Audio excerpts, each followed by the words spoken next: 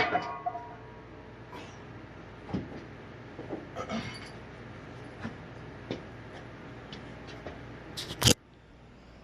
figured today, instead of having another instructional video on how to perform certain lifts, I figured we'll do a little something different so that way it doesn't get too stale. What I'm going to talk real quickly about today is buying exercise equipment, or in this case, the choices that you need to make when buying a bench press. I bought this particular bench press well over 20 years ago, just before, or rather actually just after I had moved into this place. One of the key things that I wanted when I was shopping for a bench press, I wanted something exactly along the lines that I can find in any commercial gym. So this bench press is actually similar to what you will find in many commercial gyms. This particular Olympic bench press.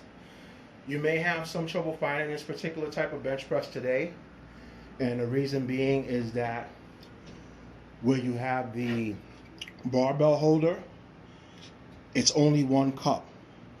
Most of the benches today, most of the Olympic bench presses that you'll see in the gym have at least 3. So if you cannot finish the bench press and place it here at the top, they will usually have pegs, usually about another 2 pegs, where if you get stuck in the middle or if you don't have a spotter, those pegs, you can put it back onto the rack if you can't make it all the way back up to the top.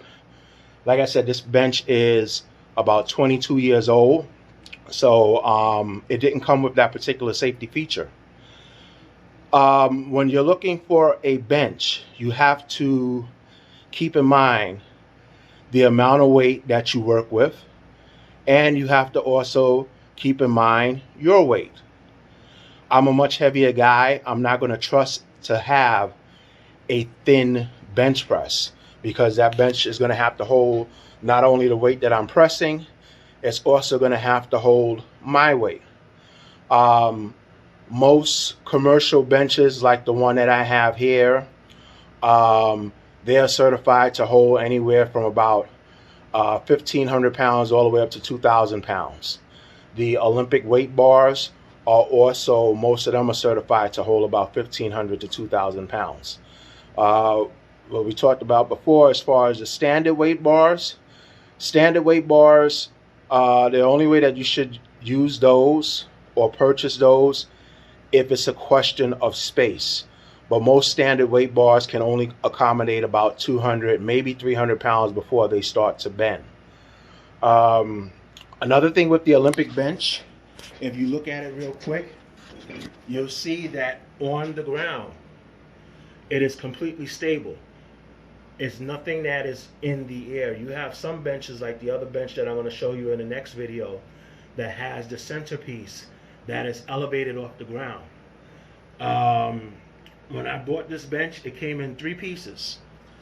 It came in this part here where the weight is held, the padding, as you can see I fixed the padding a little bit, the padding that was for the bench, and then the bar underneath that held the padding.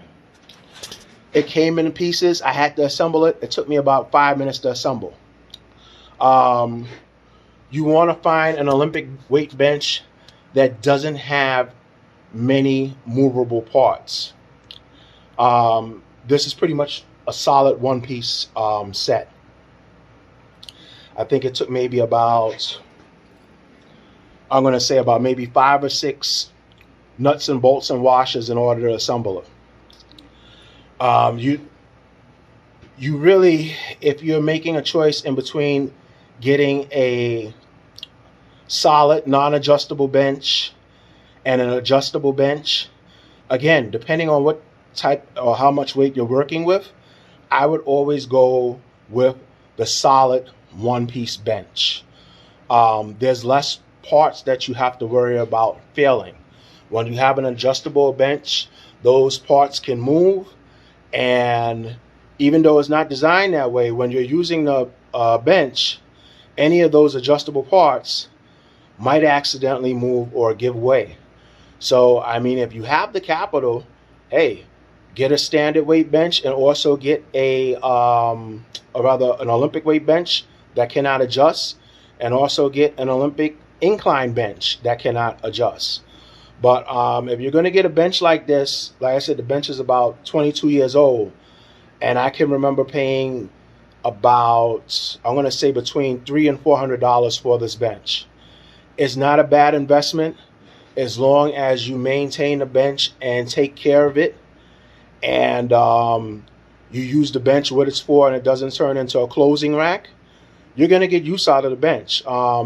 It's a lifetime investment, and you probably can pass it down to somebody. Most of these benches are pretty sturdy, and as long as it's not abused and it's used in the right way, like I said, it should last you a lifetime. On the next video, I'm going to talk about my other bench and some of the positive and negative parts of that particular adjustable bench.